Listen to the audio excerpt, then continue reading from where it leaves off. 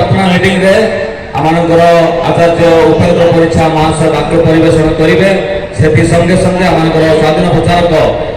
आमनकर उदयगिरी वर्धन महाशय से वाक्य परिवेशन कर कार्यक्रम रही एवं बिना मूल्य खाद्य परिवेशन कर संगे संगे प्रत्येक मंडल पालक माने एवं चालक बंधु माने एवं